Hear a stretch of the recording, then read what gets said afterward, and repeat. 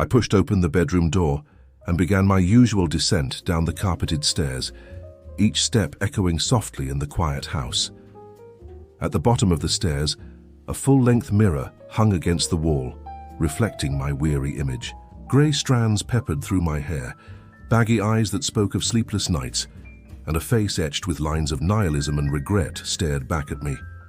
I looked at my reflection, disappointed by the man I had become. This wasn't someone I was proud of.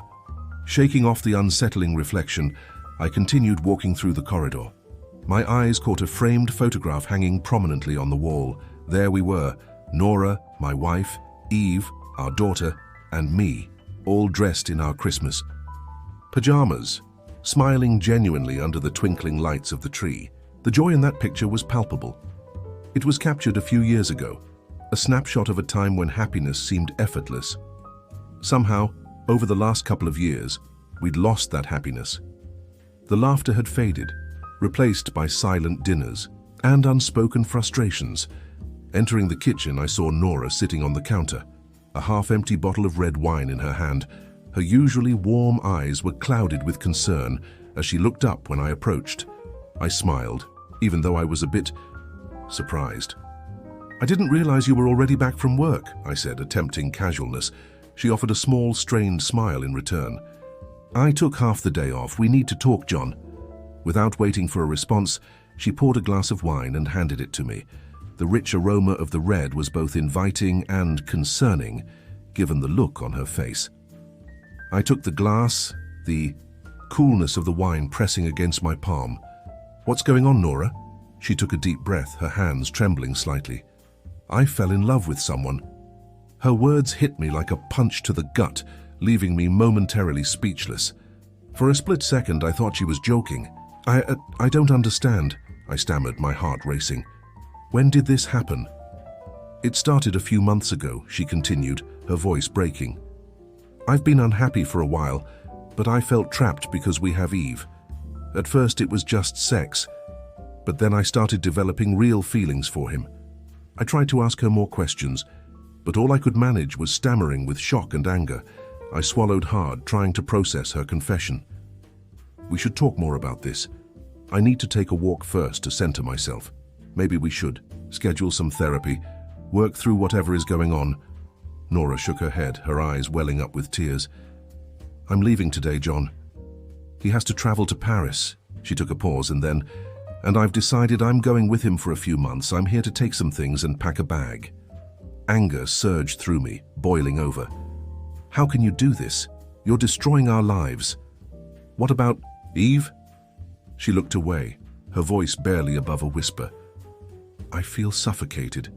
We haven't been intimate in 6 months. You're constantly smoking marijuana. You have no passion. You're dead inside, John, and you're killing me too."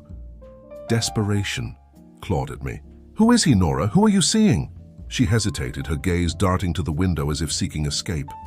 "It's Mike." My blood ran cold. "Mike, my friend. It couldn't be, could it? I know Mike was heading to Paris soon to meet his family. It couldn't be." But the look in her eyes told me the truth all too clearly. Before I could gather my thoughts, Nora began to say something else, but it was already too late. Rage consumed me, blinding my judgment. My wife and my best friend, destroying my entire life. I grabbed a knife from the counter, my hands shaking with fury. Without thinking, I plunged the knife into her neck. Blood erupted, splattering across the countertop as she collapsed to the floor. I didn't notice Eve had woken up from her nap, probably because of the shouting. She stood at the back of the kitchen, her small face streaked with tears, witnessing every horrifying moment. My breath hitched, heart pounding in my ears. I turned to reach out to her, to comfort her, but everything around me began to blur. In an instant, I was back at the top of the stairs, my breath coming in shallow gasps. Was I just dreaming? Shaking off the unsettling feeling, I forced myself to move forward, trying to convince myself it was just a nightmare. Thank God that was just a dream, I thought desperately. Taking a deep breath, I began my descent down the carpeted stairs. As I reached the bottom of the stairs, my gaze was drawn once again to the mirror hanging on the wall with my reflection. I continued walking through the corridor. My eyes again caught the framed photograph hanging prominently on the wall of Nora, Eve, and me, a familiar pang of regret twisting in my chest. Entering the kitchen, I saw Nora sitting on the counter, a half-empty bottle of red wine in her hand. Why does this feel so familiar? She says we need to talk. She poured a glass of wine and handed it to me. The rich aroma of the red mingling with the lingering scent of old memories. This feels like déjà vu. I took the glass, the same coolness of the wine pressing against my palm, feeling a chill run down my spine. What's going on, Nora? She took a deep breath, her hands trembling slightly. I fell in love with someone. No, this can't be happening again, my mind screamed. Her words hit me again like a punch to the gut, making me forget the déjà vu feeling. We have the same conversation from my dream. She feels trapped. Trapped by what? Anger and confusion swirled within me, making it hard to focus. As I tried to gather my thoughts, memories began to flood back, unbidden and relentless. Did I have a dream? No. I saw this coming. I remembered how Nora used to laugh, even at Mike's stupid jokes during our last few dinners together. The sound of her genuine laughter now felt like a knife twisting in my heart. I recalled the nights we hosted parties, the clinking of glasses and the hum of conversations. How once, after a particular party, I noticed her and Mike at the kitchen, counter-washing dishes. Nora was running her hand around Mike's arm, her laughter unguarded and free. Had I missed the signs? The realization hit me like a tidal wave, intensifying the rage simmering beneath my surface. How could I have been so blind? She again says, "It's Mike." Mike? I knew it. The word hung in the air, heavy with betrayal and disbelief. Rage consumed me, blinding my judgment. My vision tunneled as fury took over. I grabbed a knife from the counter, my hands trembling with a mixture of fear and uncontrollable anger. I plunged the knife into Nora's neck. Blood erupted, spraying across the countertop in a sickening arc as she collapsed to the floor. What have I done? Eve stood at the back of the kitchen, her small face streaked with tears, witnessing every horrifying moment. I turned to reach out to her to comfort her, but everything around me began to blur as the loop prepared to reset. I was again back at the top of the stairs. This time the shock was even more intense. I stood there, tears streaming down my face, heart heavy with despair. This can't be happening, I thought desperately. Without a moment's hesitation, I turned and ran down the stairs this time, driven by a mix of fear and determination to find answers. As I reached the bottom of the stairs, I was met with the same reflection in the mirror. But this time something felt different, my eyes bloodshot from tears. The family photograph caught my eye once more. There's no longer any doubt. It's happening again, I thought. Entering the kitchen, Nora was once again sitting on the counter, a glass of wine in her hand. "Nora, did we just talk?" I asked, my voice trembling not just from fear but from a dawning realization. She looked at me, confusion evident in her eyes. "No, John. You were sleeping and just walked down the stairs. I did want to talk to you. Are you feeling okay?" "You're leaving me. You're in love with Mike," I declared, my voice breaking with a mix of anxiety and hurt. Nora's eyes widened in shock. "Yes," she replied. "How did you know? Did Mike talk to you already?" As she was about to speak more, the room seemed to hold its breath. Time froze around me, the seconds stretching into an eternity. Nora was completely frozen, her expression locked in a mixture of fear and sadness. I glanced at the clock. It had stopped ticking. Suddenly the air grew unnaturally cold, and a shadow loomed ominously behind Nora. A demon materialized, his presence menacing and unyielding. His skin glowed a deep molten red, like flowing lava, casting flickering shadows that danced ominously across the room. His face was a grotesque mask of horror, eyes burning like smoldering embers, and a perpetual snarl that sent shivers down my spine. Massive, twisted horns curled from his forehead, framing a mouth filled with sharp, tiger-like teeth that gleamed with a sinister light. I screamed. The acrid scent of sulfur filled my nostrils as he stepped forward, his voice a guttural growl that resonated with malevolence. "Welcome to your personal hell, John," he intoned, his voice devoid of mercy, as the flickering shadows seemed to close in around me. "This is where you must confront your greatest sin over and over again." I could feel my heart pounding in my chest, the reality of my eternal punishment sinking in. I backed away, terror gripping me. No, I don't want this. Please, let me go," I pleaded, my voice cracking under the weight of fear. "You are bound to relive this moment until you understand the depth of your guilt and seek true redemption," he replied. "You must go through with the murder again and again until you understand." Anger shot through me, making me forget the fear that gripped me. What if I refuse? The demon's eyes bore into mine, unflinching. "Then I will keep whipping you, and your suffering will be eternal." With a swift motion, he raised his hand and a burning whip materialized in his grasp. It lashed out, striking my back with excruciating pain. "The pain is unbearable," I thought as I screamed, feeling like molten lava seared my skin. Each lash seemed to burn deeper. "No, please, stop," I cried out, tears mixing with the burning agony. The only escape I saw was to comply. With tears streaming down my face, I grabbed the knife once more, my hands trembling with a mixture of fear and fury. "This is my only way out," I thought desperately. I plunged the blade into Nora's neck again. Blood erupted as she collapsed to the floor. I knew Eve was behind me, witnessing every horrifying moment.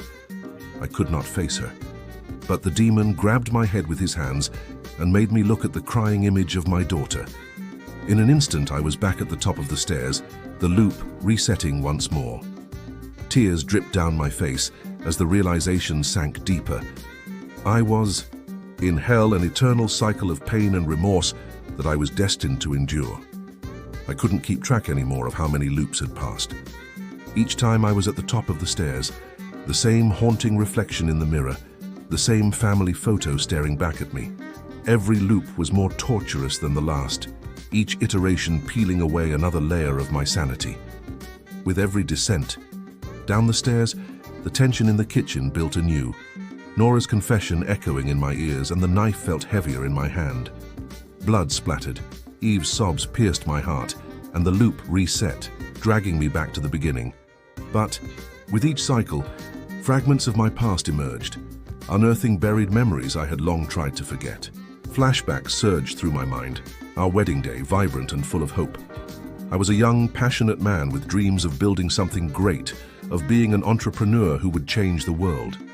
The excitement in my eyes mirrored Nora's for our future together. Then reality took its toll. Instead of starting a company, I found myself standing in front of a classroom lecturing to indifferent students. The spark that once fueled my ambitions dimmed, replaced by a pervasive sense of unfulfillment. I turned to marijuana to dull the gnawing dissatisfaction, becoming lazy and disconnected. My dreams faded into obscurity, overshadowed by the monotony of everyday life and raising a child. Slowly, I neglected our relationship, letting the distance grow until it suffocated us both. Each loop forced me to confront these painful truths. It was my fault, I realized. I let my dreams die, I let our love wither. I became someone I despised, someone incapable of sustaining the passion Nora deserved. The weight of my actions crushed me, the guilt intensifying with every repetition. I saw how my apathy drove Nora to seek happiness elsewhere, how my inaction led to the unraveling of our family. Finally, I decided, no more descending into this endless cycle of violence and regret. I took a deep breath, feeling the cold air fill my lungs, and faced Nora with newfound clarity. "Nora, it's my fault. I should have worked harder at our relationship, at myself. I let everything slip away because I was too lost to care." Nora looked at me with a mixture of confusion and sorrow, her eyes searching mine for answers I couldn't fully articulate. "John, what do you mean?" Before I could respond, the air around us shifted. The oppressive atmosphere thickened, and the temperature plummeted. The demon returned, his presence more menacing than ever. His molten red skin flickered like flowing lava. His burning eyes and snarl again sent shivers down my spine. "John, you must continue." Fear gripped me. But amidst the terror, a flicker of determination ignited. "I realize it was my mistake," I shouted back, my voice breaking with desperation. "I've forgiven Nora. I understand now. It was me who destroyed our family." The demon's expression remained unchanged, his eyes piercing into my very soul. "You are bound to relive this moment until you understand the depth of your guilt and seek true redemption." Anger surged through me, but this time I understood. "I accept responsibility for my actions. I deserve your punishment. I deserve to burn in hell fire." With a swift motion, the demon cracked his whip, the sound slicing through the silence like a knife. The first strike hit my back with excruciating pain. I cried out, tears streaming down my face, my body writhing in agony. I deserve this. I thought, the pain a manifestation of my own self-loathing. "I deserve it. I deserve your punishment." The demon continued to strike, each blow intensifying the searing pain, the burning lava leaving permanent scars on my flesh. My screams echoed through the hellish landscape, blending with the crackling flames that seemed to rise from the very ground beneath me. Each strike was a reminder of my failures, my inaction, and the lives I had shattered. As the whipping persisted, something extraordinary began to happen. The world around me started to falter. The flames flickered and distorted, breaking into pixels. The demon's form began to waver, his once solid presence becoming pixelated and unstable. The environment around me fragmented, the edges of reality blurring and distorting. Bits of the hellish landscape vanished slowly as pixels flowed like water into the void. A blinding light engulfed me. My screams echoed, but they transformed into agonized cries as I jolted awake, gasping for air.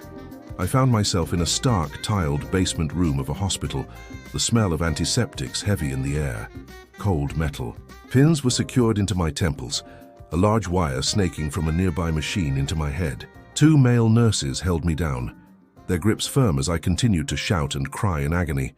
Days blurred into nights as I remained hooked to IVs, my body numb and unresponsive. The vivid images of torment faded, replaced by a deep, oppressive fatigue. I didn't speak to anyone, trapped in a silent haze of confusion and residual fear. My mind replayed fragments of hell, the endless loops of guilt and punishment haunting my every thought. One morning, the door creaked open, and a doctor along with my lawyer entered the room.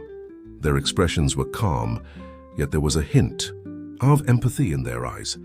The doctor approached my bedside, concerned but firm in his words. "John, you've completed the Hell 2.0 rehabilitation program," he began. "It might take a little while for your memory to return, but you volunteered to undergo this experimental simulation through your neural uplink to fully understand the consequences of your actions.